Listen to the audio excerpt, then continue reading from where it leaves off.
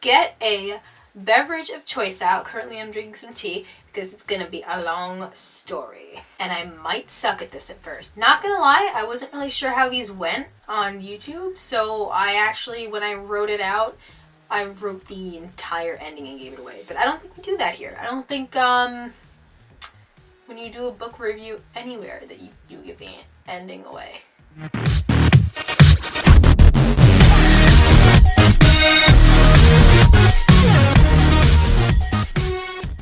I'm going to be reviewing the book, The Color of Milk, and I'm going to butcher the author's name right now, Nell Layson. I don't know.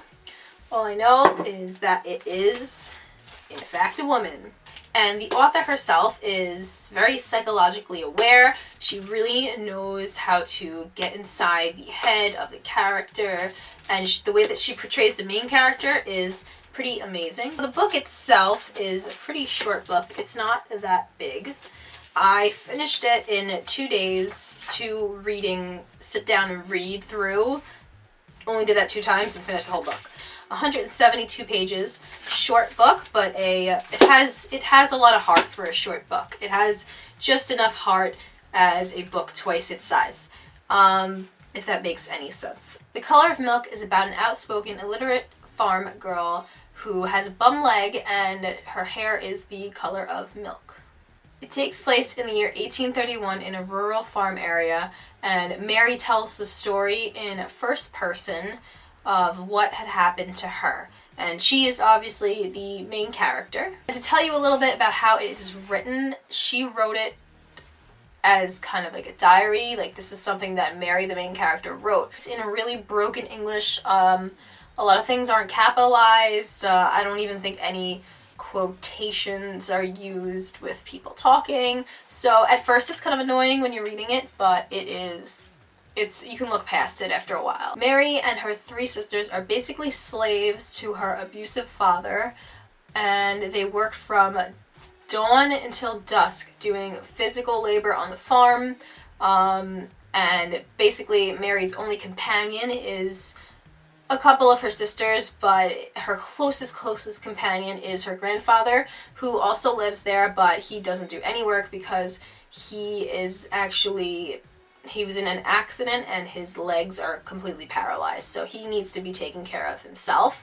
But honestly, the father and the mother don't really do a really good job of taking care of him, so Mary is all over that. That is like her best friend. He definitely is where she gets her outspokenness and her like rebellious attitude from. They're both very similar, and that's why I think that they get along so well. Mary only has a couple items of clothing. She doesn't really feel like this is much of a life for her, and she often sneaks out to the farm at night, and she hangs out with this cow that's there, and she lays next to the cow, and she's just looking up at the sky, and she's really lost. She's a lost girl, and she's just trying to break free, and she's hanging out in the field, and one night she sees her sister out there being raped by the son of a priest that lives up the block, kind of like really close to them, but next door, but because their yards are probably so huge because they have farms. But she's absolutely petrified. She's young. She doesn't know what to do. She stays quiet. She pretends she's not even there. Soon after, Mary learns that her father pawned her off to that boy's father, the town priest, Mr. Graham.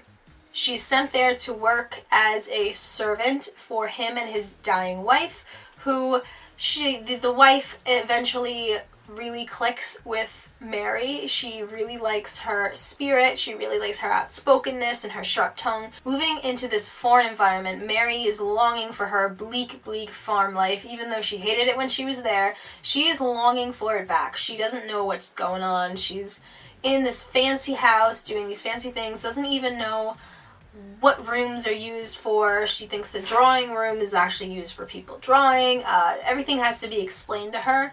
So this ends up being another unhappy setup. She finds out that the son, his name is Ralph, he impregnated her sister the night that she saw them.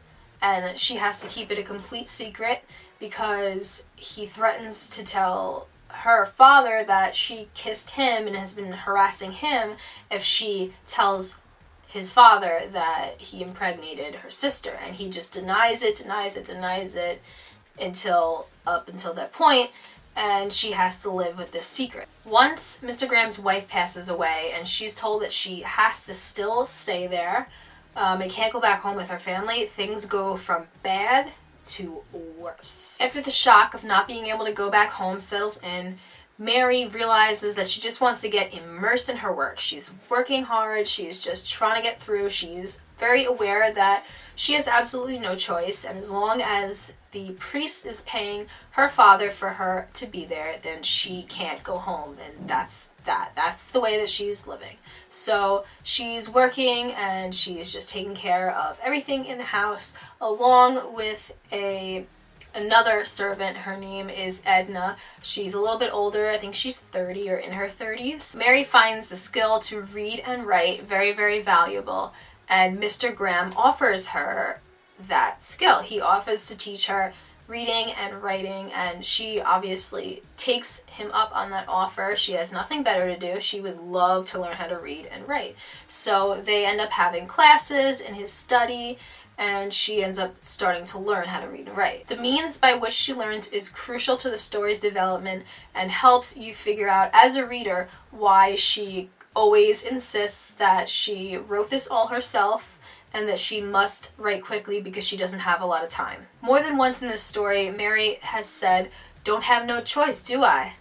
And that is true up until the point where she does end up having a choice, and that choice is completely catastrophic. That choice and the after effects of that choice came as a huge shock for me, and I think as most readers would feel, it is very heartbreaking and resonant. So overall, I think that this is a really good read. It's a fairly quick read, but it definitely keeps your attention, and I think that the author did a really good job, especially with the main character. I think that a couple other characters could have been more developed. It would obviously be a longer story if it was longer in certain parts and more characters were developed and more things happened. I think that there could be a lot of big changes, especially with the son of the priest. But, you know, that's the way it is. I definitely wouldn't have minded if it was longer and there was more development. But it is great the way that it is. There are parts that are very risky. I mean, it deals with rape, so caution to the reader if you are sensitive to that, or if you are underage, too young, so be careful with that. I would highly recommend this book, and if you have any other suggestions for books that I can read next, I definitely really like, for some reason, rural, like older settings, settings that are farmland. I don't know what it is. I've always liked that. So if you have any good book recommendations, leave it down below. I just think it's interesting to read a book in the first person view of another woman, and this one was especially very, very interesting, I must say. Like this video if you want to see more book reviews. This is my first one, so hopefully it went well. Hopefully I did good. You got any suggestions for me? Leave it in the comments. Send me a personal message. Please subscribe to my channel. I would love you forever. Bye-bye.